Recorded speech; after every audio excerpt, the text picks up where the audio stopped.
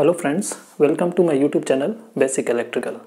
आज के जो हमारे वीडियो का टॉपिक है वो है इलेक्ट्रिकल इंजीनियरिंग के स्कोप के बारे में है। ठीक है, तो अगर आप 10th के एग्जामिनेशन देते हैं तो आपके लिए क्या एलिजिबिलिटी होता है इलेक्ट्रिकल इंजीनियरिंग सेक्टर में। तो आप अगर 10th के एग्जामिनेशन आपने दिया है तो आपके बाद क्या होता है, इसके बाद या तो आप ITI करो या फिर आप डिप्लोमा करो। ओके, ITI और डिप्लोमा कर सकते हैं आफ्टर 10th। तो डिप्लोमा के लिए बहुत सारे ब्रांचेस होते हैं, electrical engineering, mechanical engineering, okay, civil engineering. तो ये आपके डिप्लोमा में ब्रांचेस होते हैं। उसी तरह से ITI के लिए होता है इलेक्ट्रीशियन,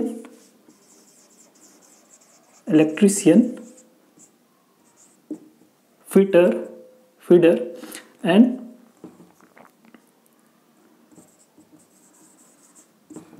ये आपका 10th के बाद क्राइटेरिया होता है। तो क्या होता है, उसके बाद आप या तो फिर अगर आपने बीटेक करना है तो उसके लिए क्या होता है कि आप 12th एग्जामिनेशन दीजिए, उसके बाद आपको एग्जामिनेशन देने होते हैं IIT JEE मेंस, या फिर आप प्राइवेट कॉलेजेस की तरफ मूव कर सकते हैं। लेकिन इसके लिए आपको डिसाइड खुद करना होगा। ऐसा नहीं होता है कि भैया ने इंजीनियरिंग किया है इलेक्ट्रिकल से तो मुझे भी इलेक्ट्रिकल लेना है, ऐसा नहीं है। आपके में अगर कैपेबिलिटी है तो आप उस सेक्टर में जाइए, आपको इंटरेस्ट है तो उस सेक्टर में जाइए। ऐसा नहीं है कि भैया ने किया है या दोस्त ने किया है, पापा हैं तो उसके बेसिस पे जाइए। अगर आपको इंटरेस्ट है तो उसमें जाइए। इसलिए बोला जाता है कि आप पहले सोच लीजिए कि आपको किस सेक्टर में जाना है, पहले आप इंटरेस्ट दिखाइए, क्योंकि फिर उसी हिसाब से आपको बाद में आपको स्ट्रगल करना ना पड़े। क्योंकि अगर आप वहाँ से पास आउट होते हैं, अगर आपकी मान लीजिए IIT JEE मेंस अगर आपका नहीं निकलता है तो उस केस में फिर आपको प्राइवेट कॉलेज के तरफ मूव करना पड़ता है। और प्राइवेट कॉलेज में आप मूव करोगे तो उसमें फिर क्या होगा, आप एग्जामिनेशन जब आप कंपटीशन की बात करोगे तो उसमें आपको फिर दिक्कत होगी, क्योंकि आपने शुरू से ही इंटरेस्ट उस पर नहीं दिखाया है।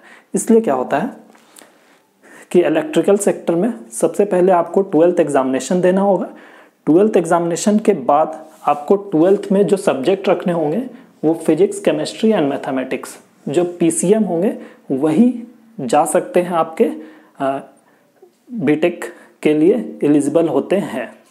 ठीक है, जिनका बायो होता है वो आप बेसिकली क्या होता है, नीट के एग्जामिनेशन देते हैं और उसमें नीट के एग्ज़ाम के बाद वो मेडिकल की तरफ मूव करते हैं। ठीक है, तो 12th के बाद अगर आप प्राइवेट कॉलेजेस में जा रहे हैं या फिर आपको IIT में मिल गया है या NITs में सिलेक्शन हो गया है तो उसके बाद आपको क्या करना होगा, उसके बाद आपके लिए क्या कैरियर ऑप्शन है। तो मेन उस पर ये हमारा वीडियो है कि आपको क्या कैरियर ऑप्शन है। या तो आपने इलेक्ट्रिकल इंजीनियरिंग में बीटेक किया, उसके बाद आप ऑटोमेशन की तरफ देख रहे हैं, जो ऑटोमेशन सेक्टर है उसकी तरफ आप देख रहे हैं, या फिर आप पावर प्लांट की तरफ देख रहे हैं, जो पावर प्लांट होंगे। पावर प्लांट में बेसिकली क्या होंगे, जितने भी स्टील प्लांट हो गए, सीमेंट प्लांट हो गया, ठीक है। या फिर आप बोल सकते हैं जनरेशन, ट्रांसमिशन और डिस्ट्रीब्यूशन के जितने भी कंपनीज हो गए उसके तरफ आप मूव कर रहे हैं। ओके, तो आपके दो हो गए। ऑटोमेशन में आपके जितने भी आपके हो गए, अभी रिसेंटली क्या है, ऑटोमेशन सेक्टर में ज़्यादा ट्रेंड चला हुआ है। क्यों? क्योंकि वो सोलर पे आ गया है, रिन्यूएबल एनर्जी, हर घरों में सोलर पैनल लग रहा है, तो उसमें थोड़ा स्कोप ज़्यादा है रिन्यूएबल एनर्जी सेक्टर में। तो अभी जितने भी आप देख रहे होंगे, क्योंकि वो ग्रिड से इंटीग्रेशन हो रहा है तो इसलिए भी थोड़ा इसमें ऑटोमेशन में स्कोप ज़्यादा है इलेक्ट्रिकल इंजीनियरिंग के लिए। पावर प्लांट में क्या होता है, जितने भी स्टील प्लांट है प्राइवेट सेक्टर में या सीमेंट प्लांट है उसमें आप मूव कर सकते हैं। नेक्स्ट हम बात कर लेते हैं कंस्ट्रक्शन पे। तो कंस्ट्रक्शन फर्म में हम बात करते हैं तो जितने भी कंस्ट्रक्शन फर्म होंगे, कंस्ट्रक्शन फर्म मतलब आपने जितने भी कंस्ट्रक्शन, चाहे बिल्डिंग बन रही है तो वहाँ भी इलेक्ट्रिकल इंजीनियरिंग की रिक्वायरमेंट होती है। क्यों? क्योंकि अगर इलेक्ट्रिकल के जितने भी वहाँ पे इक्विपमेंट लगेंगे, जितनी भी वायरिंग होगी, वो सारा कौन देखेगा, वो इलेक्ट्रिकल इंजीनियर ही डिज़ाइन करके देंगे कि कहाँ हमें इलेक्ट्रिकल का पूरा पैनल सेट करना है। ठीक है, तो उसमें भी अभी स्कोप बहुत ज़्यादा है। नेक्स्ट हम बात कर लेते हैं रोबोटिक्स में भी आपका क्रेज़ ज़्यादा है, क्योंकि अभी न्यू ट्रेंड चल रहा है। तो आर्टिफिशियल इंटेलिजेंस के लिए तो ये आपका रोबोटिक्स का भी अच्छा ट्रेंड है। नेक्स्ट हम बात करते हैं, नेक्स्ट है इलेक्ट्रिकल इक्विपमेंट मैन्युफैक्चरिंग। तो जितने भी इलेक्ट्रिकल छोटे मोटे कंपनीज़ हैं वो इलेक्ट्रिकल कंपोनेंट मैन्युफैक्चर करते हैं, उसमें भी आपका स्कोप्स बनता है। नेक्स्ट है बैंकिंग सेक्टर। यहाँ पे मैंने बैंकिंग सेक्टर लिखा है, तो आप ऐसा बोलेंगे कि बैंकिंग जो सेक्टर होगा वो पार्टिकुलर, उसमें क्या हमारा क्या काम होगा इलेक्ट्रिकल इंजीनियर का। तो अभी पहले तो ये सिस्टम नहीं था, पर अभी जितने भी बैंक होते हैं उसमें स्पेशली पार्टिकुलर इंजीनियर की रिक्वायरमेंट होती है, क्योंकि बैंक्स में जितने भी इलेक्ट्रिकल वर्किंग जो होते हैं वो सारा काम इलेक्ट्रिकल इंजीनियर देखते हैं as a junior engineer. Okay, तो वो सारा वर्क जो है वो उनके अंडर आता है। अभी आरबीआई ने भी पोस्ट निकाला था जेई के लिए, तो वो सारा काम जो है वो इलेक्ट्रिकल इंजीनियर ही देखते हैं। तो बैंकिंग सेक्टर में भी स्कोप है आपके लिए। नेक्स्ट है यूनिवर्सिटी।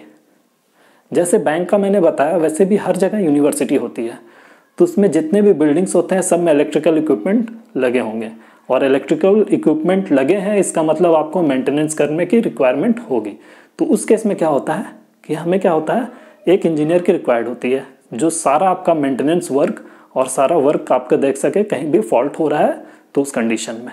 तो इसलिए यूनिवर्सिटी भी आजकल ये रिक्वायरमेंट करने लगी है जूनियर इंजीनियर की।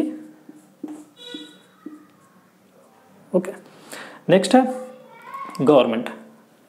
गवर्नमेंट और पीएसयू के लिए आपके क्या है, आजकल पहले था कि पीएसयू के अलग से एग्ज़ाम होते थे, तो आप वो इंटरव्यू रिटर्न एग्ज़ाम देते थे, फिर इंटरव्यू देते तो सिलेक्शन होता था।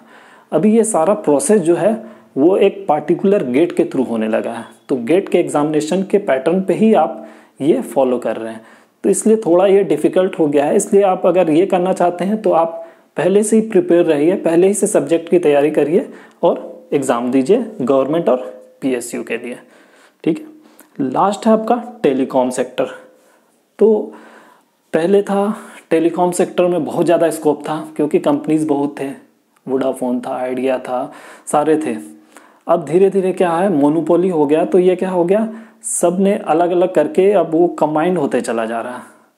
बहुत सारे कंपनीज जो छोटे मोटे कंपनीज थे वो तो बिल्कुल ही बंद ही हो गए, यूनिनॉर बंद हो गया।